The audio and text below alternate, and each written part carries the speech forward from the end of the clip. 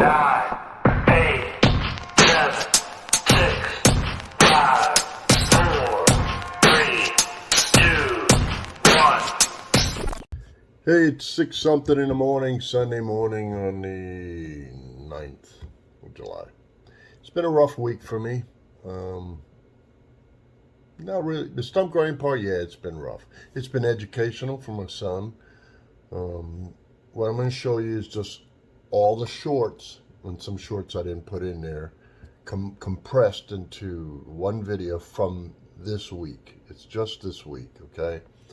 We have done some jobs that other people walked away from, didn't want nothing to do with, or wouldn't show up for a contractor.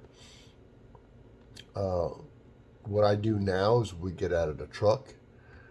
Even my son, you know, this uproot world to him is new. Because he's done stumps with me, probably over 2,000 stumps he's ground the last year or two. But uproots come from storms. So we've had that real bad storm on Father's Day. So this has been a great educational point for him to learn. And the safety aspects of it, I've been pressing to him, okay? We get out of the truck, we walk to the job, we walk a 360 degree of the job, and we look at it and said, how are we going to attack this? And I allow him to tell me how we're going to do it, and then if I see something to where, you know, a different angle or something like that, I'll point it out to him and express to him why we're doing it that way. And then at the end I say, this is your danger zone, right? He understands it, okay? I mean, it's very important. Some of you guys that might be new to this deal or thinking about getting in, or you're in the tree world and you're a groundsman. If you're a groundsman in a tree company, you do have a very important job. Now, other guys are like, oh, the climber, you know, he gets all the glory, or the crane operator gets the glory. The groundsman is very important because you're the eyes and ears of the whole job site on the ground. You see a 360 degree what's going on, and you should point out some stuff if you see it, because you can prevent someone from getting killed or seriously injured for the rest of their lives, all right? So I do that too when I go to job site and there's a crane up and stuff. I look 360 on stuff. Okay, real quick, I want to tell you, my son and I, we always come out and we analyze a job before we do it. Plan of attack, just like a military operation. This is a big uproot between that house and this house. We'll come in from this side, blow through here so where we can get access to this side. Now all this debris will have to be out of our way. Once we're on this side, we can attack here, let it drop in. Then we'll come in from this wall here, knock this wall down, which is this. And then it gives us access from this side, that side, that side. And then when this falls down, all this will be gone. We'll attack it from here. It's staying away from the clamshell till it closes. God bless you all.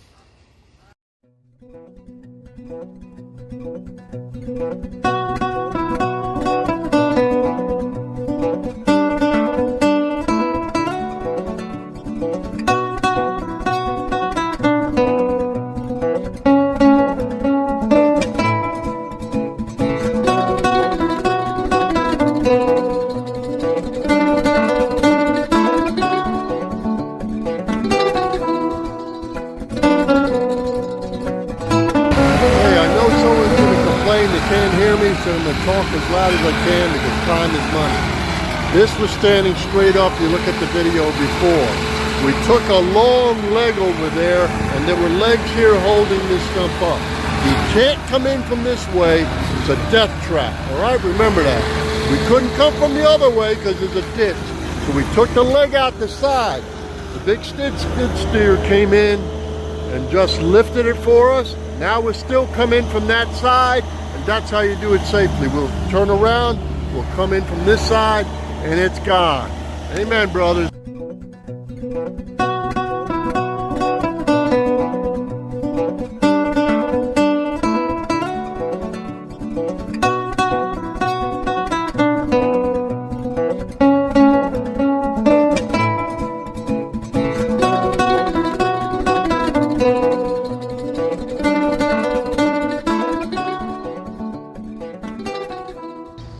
right, another lesson in looking at these, okay?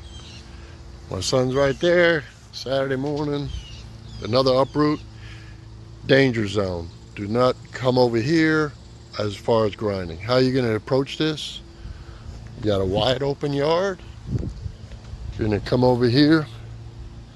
You're gonna take the machine on this side, grind this leg. I'll chainsaw this part off. Whoever the tree company was, I have no idea, left all this mess. And then it'll start to close. Then we're gonna come back on this side. What's holding it too is the stress on these legs coming in here. We'll hit these legs here. It'll clamshell close, easy grind afterwards, right? And it'll shake all this dirt down. It's easy peasy. Don't be overwhelmed, just plan your attack. Amen. This has also been a very hard week for me. I'll be quite honest with you. Not physically with the work. I lost a dear friend of mine, a captain I worked with. He was the engine captain, I was the hazmat captain. We worked together well over 10 years, but we are at the same station. But then before that, I've known him 20 years.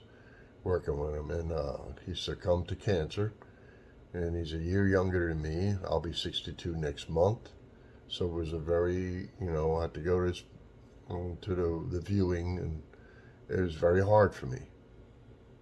Normally stuff like that doesn't affect me, but I'm getting older, and I'm realizing, hey, we're all getting older, and there's two things: you're born and you die, right? What was it saying? Only true things is something like you live, die, and pay taxes. It's true. But anyway, my son took care of me this week because I wasn't quite myself. There were times that I was kind of at edge.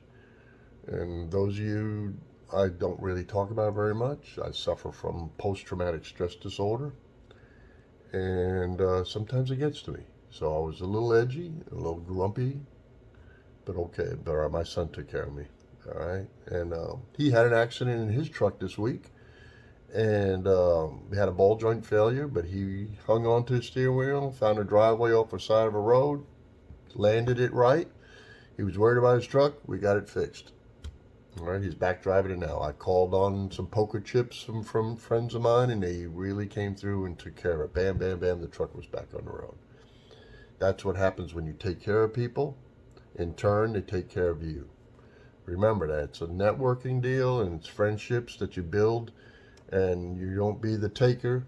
It's good to be a giver, because every now and then everybody needs help, and I needed some help so I could continue grinding and not be working late at night on his truck. I made more money grinding, and then they took care of me. All right? Enough with that. So this week's videos will be all the shorts from just this week of us grinding combined. I'll put some music behind it or whatever, and I'll stop when I'm talking. When I'm talking, I'm sorry if there's machine noise behind. Please understand that time is money, and we have to go to another place, or a company standing there waiting on us so they can do the cleanup, okay?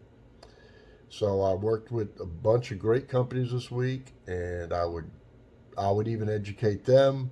I would bust the legs off of stumps, and the weight may have been too much for their big Kubota skid steer. So then they would spin it for me. I would knock more weight, enough weight to get off to where they could lift it and put it in to get it to the dump, right? Or a craning company, same thing. Anyway. So God bless you. Watch the shorts. And like I say, if you hear too much noise in the background, I'm very sorry, but you can make out to what I'm saying, all right?